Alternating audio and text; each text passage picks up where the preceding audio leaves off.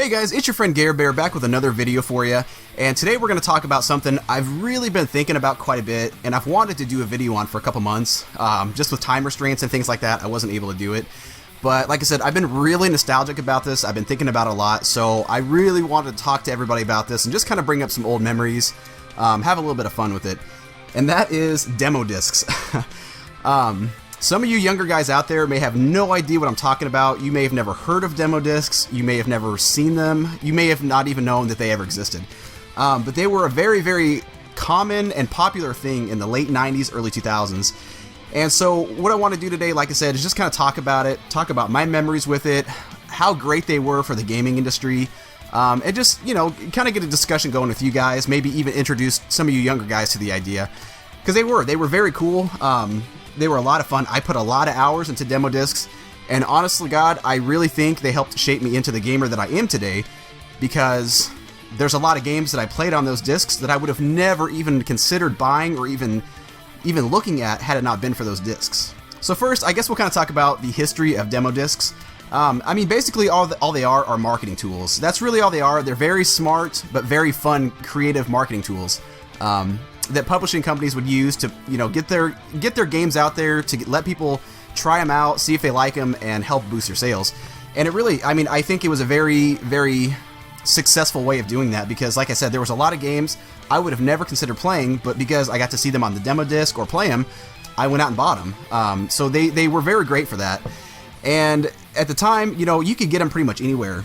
A lot of magazines you would buy back then, especially the official PlayStation magazine, would come bundled with a demo disc every single month, and that's pretty much where I got the vast majority of my demo discs.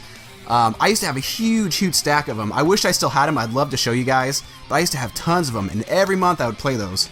But my all-time favorite ones that I wanted to show you guys, which we'll talk about in a little bit, were the little Pizza Hut demo discs, which I'm sure a lot of you guys my age, you'll know exactly what I'm talking about. We'll get to that, but like I said, they were everywhere, and they were very common. I think a lot of people, probably like me, had a stash of them just everywhere. One of the other places you could find demo discs was there were some games that you could buy that would come bundled with an extra disc that would have, you know, like little video clips or even a couple playable demos of the company's upcoming games, just to kind of get you excited for it. The first one that I could think of was Parasite Eve, because I remember I bought this pretty soon after it came out, and there was an extra disc that came in it.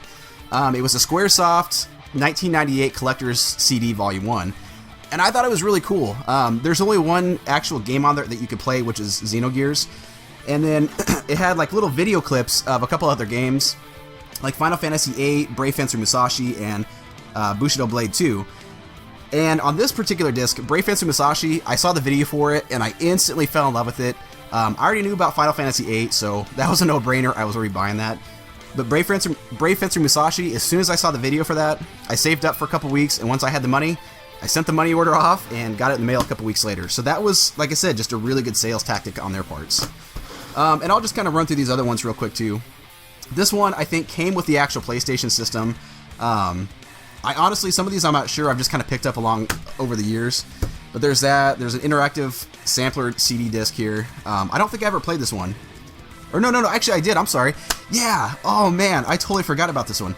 So this one had the Metal Gear Solid demo on it, and the Metal Gear Solid demo was the very first demo I had ever played. My friend, I had gone to my grandparents' house for the summer. My friend had just gotten a brand new PlayStation. I didn't know anybody that had one at the time, and he had this disc, and I played some of the other games on there. Spyro, I had fun with it. I remember playing NFL Extreme. We played that quite a bit. But once I realized and started playing Metal Gear Solid, holy shit, man. I played this demo, I shit you not, probably at least 20 to 30 times. I kept playing it over and over and over, because I just would try to get through this, you know, through the first little part as stealthy as possible. I'd try to go through it as loud as possible. I poured so many hours into it, and I knew at that point I was going to buy myself a PlayStation. So this tiny little disc with just 4 little playable demos on it, this sold me on saving up for an entire summer to buy a PlayStation system and Metal Gear Solid. So again, that's just excellent sales techniques. That it totally sold me over, and this is what really led me into becoming a Sony fan. Well, I don't want to say fanboy, but really falling in love with the Sony franchise. Oh, it's so cool. I forgot I had this. That's really, really cool. And then a couple of other ones here that honestly I'm not sure what these are. The PlayStation Underground, that was one thing I really wanted to do. I would always see the little pamphlets in games about signing up for it. I just never did it because I didn't have the money at the time to do it. So, I don't know, but they're still really cool. I'm glad to have them today. They're just really neat to look at. And then this last one here, this is an example of what would come with the official PlayStation magazine. This is by far my favorite one that I ever got because this is basically like a huge Final Fantasy / Squaresoft disc. So you've got video previews for Final Fantasy 7, 9, Tactics, Chronicles, Chrono Trigger, Chrono Cross, Klonoa 2, and then you can play Final Fantasy 8. Now this isn't the one that I played Final Fantasy 8 on, but this is just a really cool disc. I've had this since it came out, and I'm never going to let this one go. It's really cool. Now, the main discs that I want to talk about that I really poured the most amount of time into, like I was saying earlier, were the Pizza Hut demo discs. And I remember seeing the commercial for it when I was like 13, 14 years old. It was for some like big New Yorker pizza or something like that. And at the time I was really into skateboarding. That was really big where I was at. And I saw it showed that there was a preview for Tony Hawk Pro Skater. And my friend and I looked at each other, we're like, oh my god, that's so cool. So we both went to Pizza Hut, we both got our own pizzas, we got the disc, we rushed back to my place and we played it. And oh my god, man, we spent so many hours playing that warehouse level of Tony Hawk. Just over and over and over, taking turns until time ran out, we'd pass it back and forth. The reason if any of you guys remember, they kept playing Superman by Goldfinger, I think it is. Some ska band back then. But that demo disc was the reason we bought that CD that summer, so... But it was so cool. I got a list here of what was all on it. So that one had Tony Hawk Pro Skater, which we played the crap out of. Ape Escape, which I think I may have played a couple times, but not very much. Crash Team Racing, which we played a couple times, but I don't think we got too into. Cool Borders 4, that's exactly where... That was the first time I ever played a Cool Borders game. So it was really cool to have two extreme sport kind of games in one disc, because we played that quite a bit too, and I followed the series for a long time after that. But the other favorite of mine on there was Final Fantasy 8. And oh my god, because we didn't realize what that game was at the time. I don't think I even knew what Final Fantasy 7 was. So when we first played it, we would fight over it all the time, going back and forth. And I remember just the cutscenes that they would show, and you kept playing that one little first mission with Squall, and get to see that first summon with Leviathan, I think is how you say it. Man, it was just so cool. We kept playing it over and over and over and got so excited. It was just such a cool disc, man. And again, that led us to buy like half the games just on that disc itself. So again, they won us over with that.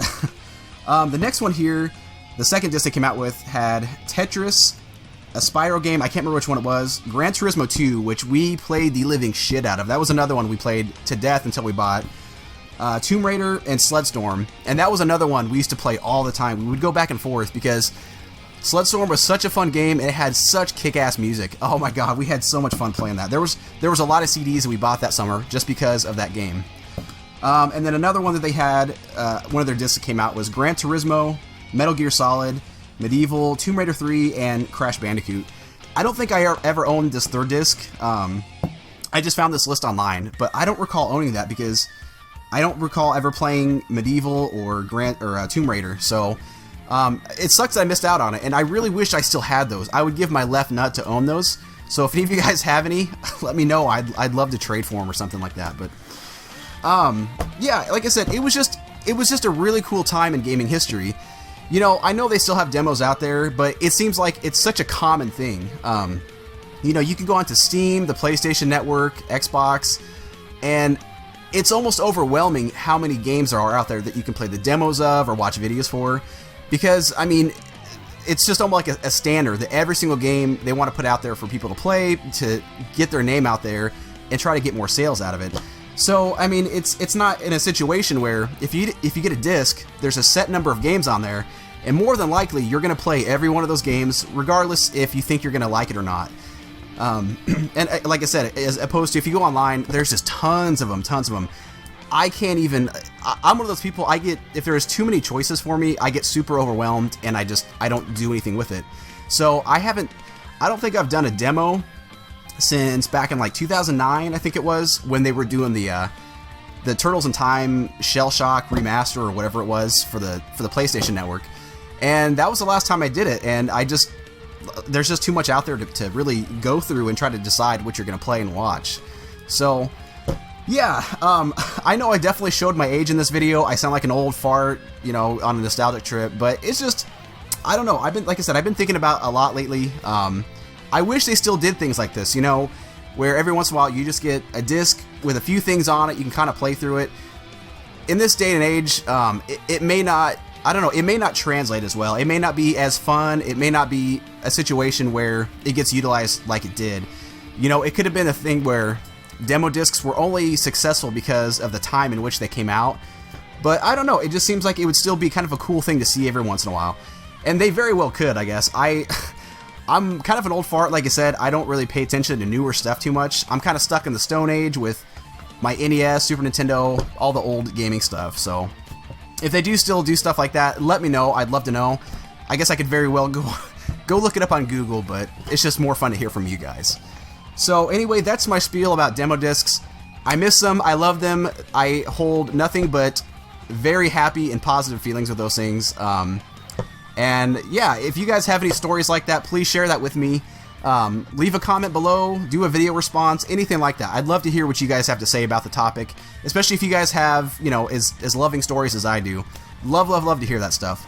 But yeah, that's going to do it for this episode, guys. So thank you so very much for watching, and I will see you in the next episode. Take care.